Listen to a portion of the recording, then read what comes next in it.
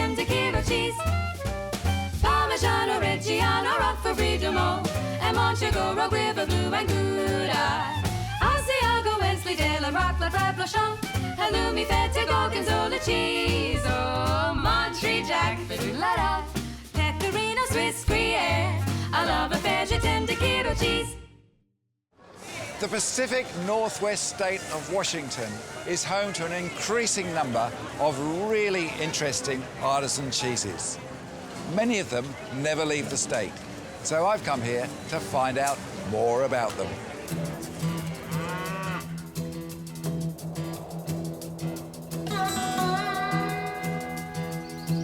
The Evergreen State, as it's fondly known, is named after George Washington, the first president of the United States, and became part of the Union as the 42nd state in 1889.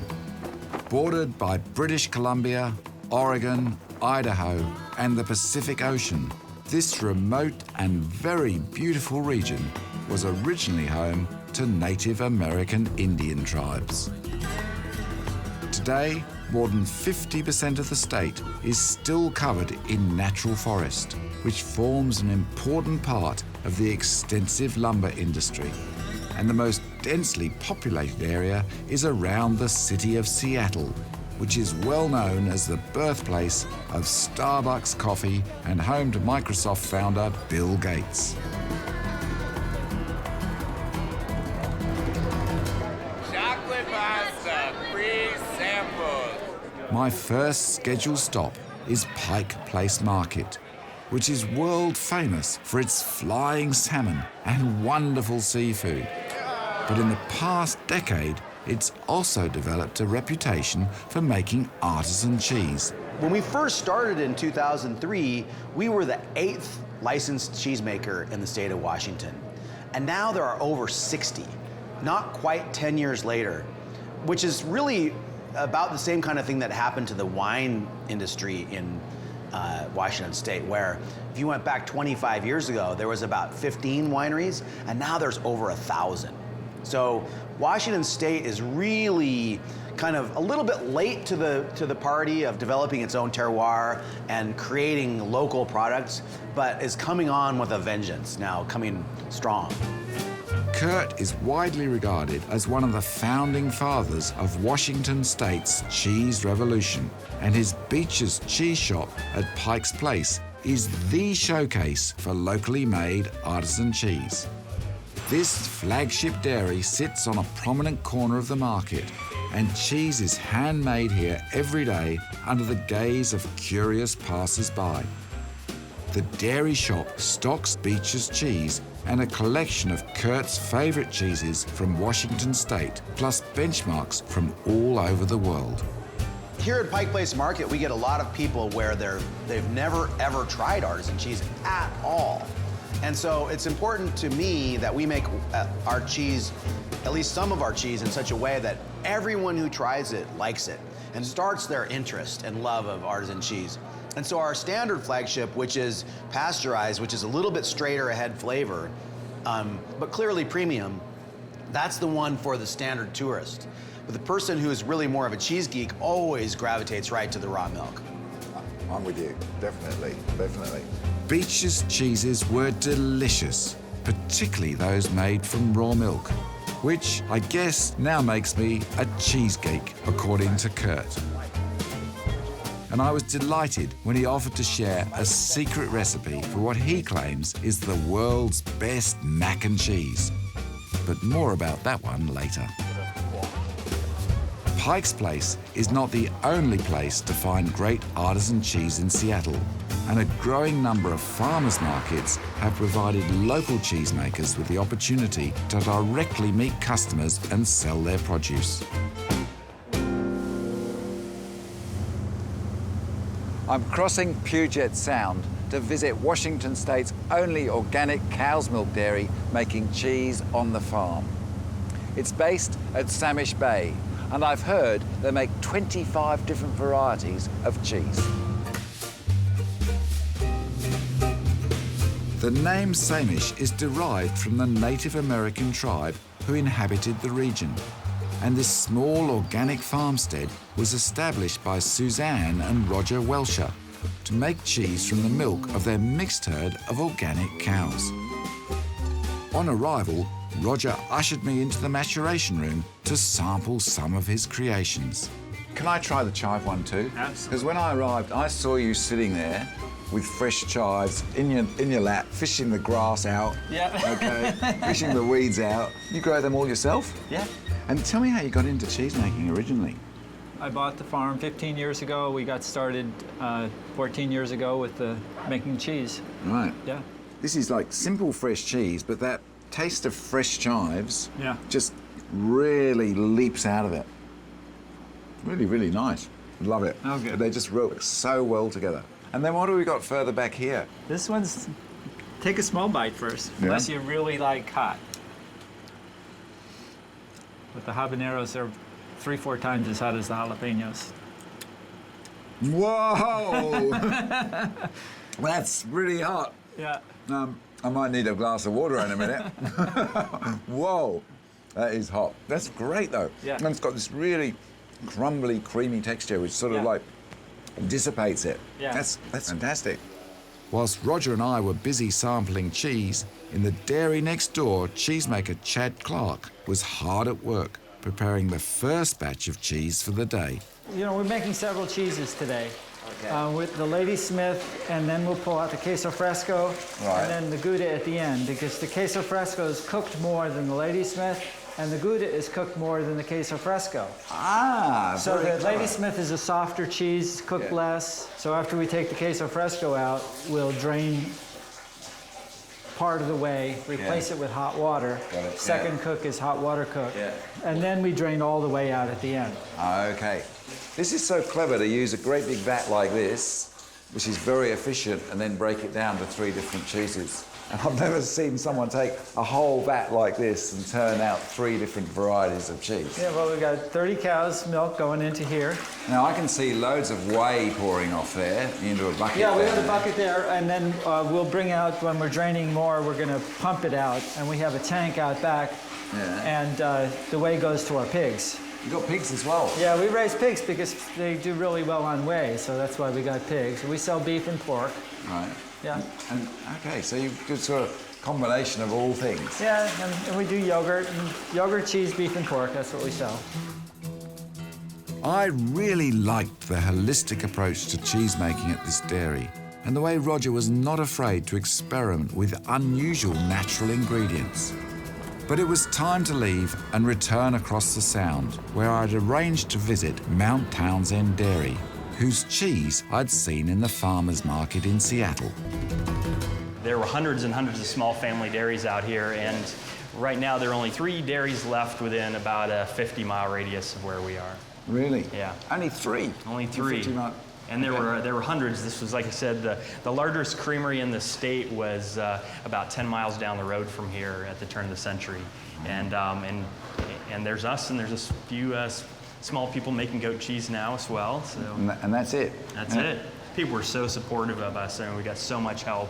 And then when we actually brought our product to the first farmers market, it just disappeared within the first couple hours, everything that we had. And it really was hugely rewarding for us to see how excited people were about what we were doing. We have products that range from soft ripened cheeses to soft spreadable cheeses. We have some wash rind cheeses as well. Okay, so hard cheese, soft cheese. Do you make blue? We don't know. We're not doing any blue here. We're afraid of that. Okay. I just hear, these tales that if you make a blue cheese, then you make all blue cheese, and I know that's not 100% Fresh curds? true, but fresh curds, yeah. Yeah, of course. Yeah, we got fresh curds. This is fresh curd land, isn't it? Yes, it is. It's very close to the other side. Yeah. The border. Ryan explained that the region had a strong sense of community, and this they had tried to reflect in the names of their cheese. This is C-Stack, which is our signature cheese. This is the first cheese we started making. It's a soft ripened cow's milk cheese, ash ripened. Right. Real lactic make, so it's got a nice sort of tangy interior and more earthy tones around the outside. I think people really enjoy the saltiness of this cheese. And then what else we got here? We got Cirrus. Our Cirrus is a more of a traditional soft ripened cheese. And the milk for this comes from just up the road. It's about 25 miles away. We work with a dairy that comes and delivers our milk every other day. That's nice. Mild, creamy, but you really notice the difference versus the sea stack and the saltiness. Yeah, that's nice too. Much creamier, much less of a tangy finish that you get with the sea stack as well. Very nice. Now, you've got a couple of hard ones here. The first up here is our campfire. That's a smoked version of our New Moon, which is a jack that we call our Washington Jack. I don't normally like smoked cheese, but that's very special. We try to balance it. You know, we don't want the smoke to be overpowering to the point where all you get is the smoke.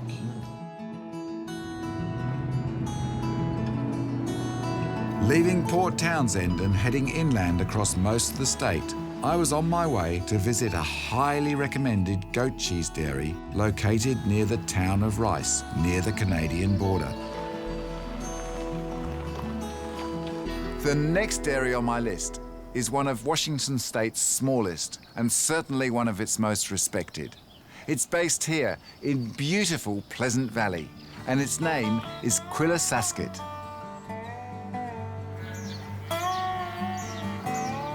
This Farmstead cheese dairy was founded more than 25 years ago by Rick and Laura Lee Misterly. And today, the couple run a herd of just 25 goats and produce a small number of very special aged raw milk cheeses. Rick is responsible for looking after the animals and marketing, whilst Laura Lee is in charge of making all the cheese. There was nothing here when we moved here, and so originally we lived in a little tent for the summer and set up an outdoor kitchen.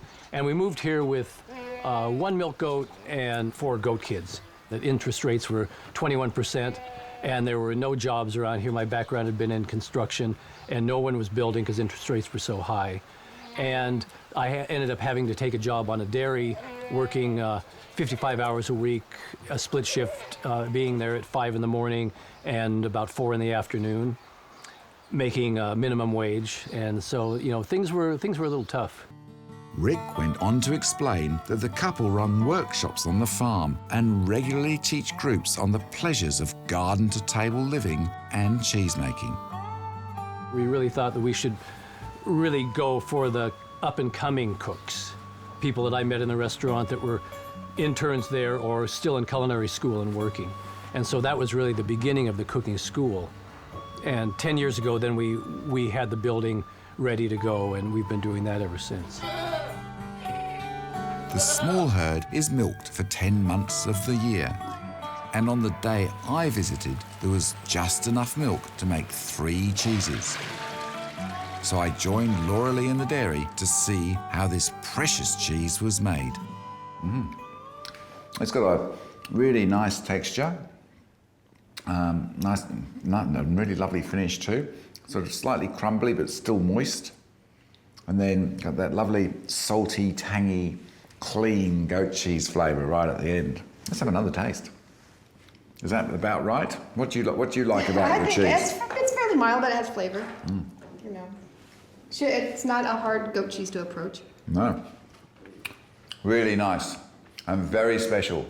One of only 3 of a batch. Thank you. In the 1890s, the southwest Washington region was the centre of a new timber industry. But by the 1950s, much of it had started to disappear because the old-growth forests had been logged out. The small farms in the region supplying the towns built around the mills also started to decline, and it's only in the last 10 years that a new generation of cheesemakers has moved into the region. Willapa Hills Farmstead has been producing cheese since 2008 from the milk of their flock of East Frisian and Leghorn sheep. Cheesemaker Amy and her husband Stephen decided on a lifestyle change. They left city life far behind and have since created a highly successful dairy that's quickly earned a reputation for its range of quality cheeses. Tell me what we're making here. We are making Willapa White. It's a very fresh sheep's milk cheese. Okay, and where did you start with this? Well, we started by milking the sheep yesterday morning. Yeah. Yes. And yesterday afternoon, I pasteurized the milk. Yeah. And added the cultures, a little bit of salt. Put it in the Cambros. All right, yeah. Added a little bit of the microbial rennet. Yep. And set it overnight. So very long, slow. About 16 hours. Setting, yeah? Yes. Great. Why so long and slow? You want the lactic acid to develop very slowly over a long period of time. Helps improve the flavor. And also give the cheese a lovely texture as well. Yes, absolutely. Amy makes a large variety of cheese spreads, yogurts and cheeses. And when she's finished the morning batch, we gathered up some of her favourites to taste. So tell me, when did you first decide you wanted to start making cheese? Was it some sort of religious experience that told you had to start making cheese? Pretty close. Actually, probably the roots of it are probably 14, 15 years ago. Yeah. And we were actually on a trip to the wine country in California. And just did a little kind of dreaming about wouldn't it be nice, and just did a little soul searching and decided to look for property. So we looked for about a year and a half. And sort of like a break, country break, and came here. And how many acres have you got here? This farm is about 146 on the main farm. Right. And then we lease another 60. Right. Now, this blue is really, really lovely. I'll tell you, it's fantastic blue. Really, Thank you. Really, really nice. You've got another cheese here. Yes. What's this called? Please give me another silly name. This is You Old Cow. What? No. No insult intended. Yeah. So obviously That's this one here. it's a blend of Yeah. sheep and cow milk, so the ewe and the cow. Very loosely inspired by a Pecorino Romano in terms of, as we tried to shape the recipe and dial it in, going after some of those characteristics by the choice of our cultures and whatnot. So that will actually, we're making it in a 15-pound barrel, and we're hoping to do about a 5 or 6 month version and then a 12-month version. After tasting just some of the lovely cheeses made here, I've no doubt that Stephen and Amy will continue to be very successful. But as they were busy getting ready for a barn dance that afternoon, they were anxious to send me off to visit a dairy not far away.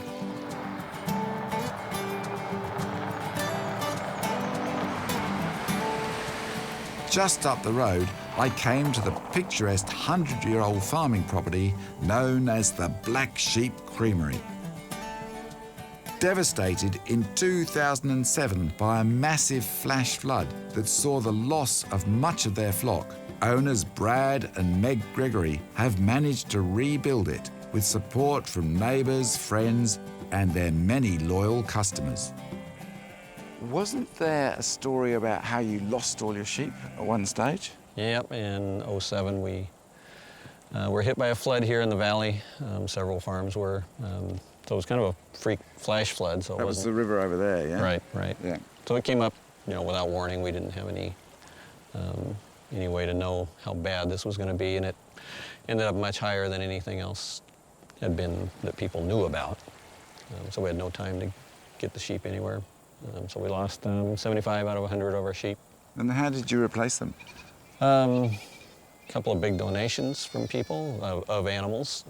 Okay. Local people? No, from Wisconsin, actually. Oh, okay, yeah. And then we had sold a ram locally to someone. She gave that back to us. And so we were able to keep, at least through him, some of our same genetics. Fantastic. That would have been heartbreaking. Oh, yeah, yeah. Yeah? Yeah. You must have wondered, am I going to keep going? Yeah. Not really. We just got up, and came back, started cleaning the next day, and on we went. And every day, more and more people kept coming in to help, an amazing amount of people. And so we just kept on rolling. Just to keep on rolling, as Greg puts it, must have been incredibly hard. But the family's perseverance has put the dairy back on track. And after our stroll with the sheep, I was very keen to sample some of their award-winning cheese. So tell me about this cheese. It's obviously natural rind. It looks a little bit more crumbly than the others that we've tried. Mm-hmm. Mm-hmm. Tends to be drier. Yep. Yeah. This is based off an English recipe, which is kind of entertaining because we've asked lots of people from England what it tastes like to them, and we get several different answers. So it's really nice. And I tell you, that crumbly, rich texture goes really well with that little bit of minerally salty tang. It is. Really, really lovely. Which I actually love your logo, honestly. It's really good. I really do. I really do. And I love the way the ears sort of come up over the top. So thank you very much. You bet. Really, really good. Yeah. On my return to Seattle, I had one very important appointment. It was time to check out the world's greatest mac and cheese recipe from Beaches. And it begins by par-cooking macaroni till it's al dente. Kurt then mixes melted butter and flour and stirs till it's cooked through. And just as it begins to darken, Kurt adds milk and continues to stir for a few minutes. Okay, so here, now see, we're starting to get thick. The next kind of secret to making great mac is to add the cheese off the heat. Off the heat? Yeah, so turn the heat off, and then add our cheese. That's Flagship? This is Flagship. And which age is that? This is a 2-year aged Flagship. And is that the raw or pasteurized? This is pasteurized. Okay. And then we're also going to add some of our Jack cheese. The combination of the two gives you the flavor and just a little bit creamy. The Jack adds a creaminess that helps. Once the cheese has melted into the sauce, Kurt adds salt, garlic powder, and a sprinkle of chipotle powder.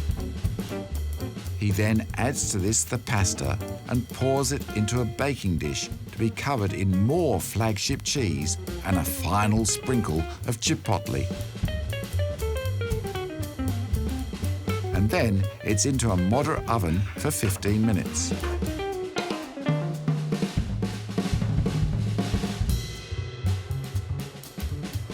Oh, yum. Look at that. Bubbling right there in the center and good, ready to go.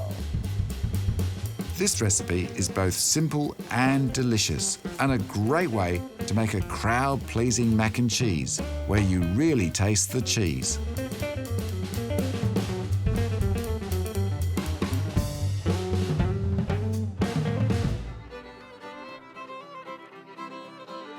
Cheese is really basically just the expression of grass and the climate and terroir, the soils that grow that grass. And Washington State, being kind of a rainy, more temperate climate, produces really, really incredible grass. And so the cheeses that come from that grass are really interesting, really complex, and really on the rise in terms of their quality and renown throughout the nation and the world. Well, that's it from Cheese Slices in Washington State. I've seen some amazing new Farmstead cheeses, but one thing doesn't change. Good old-fashioned country hospitality. And I'm going to go and enjoy myself.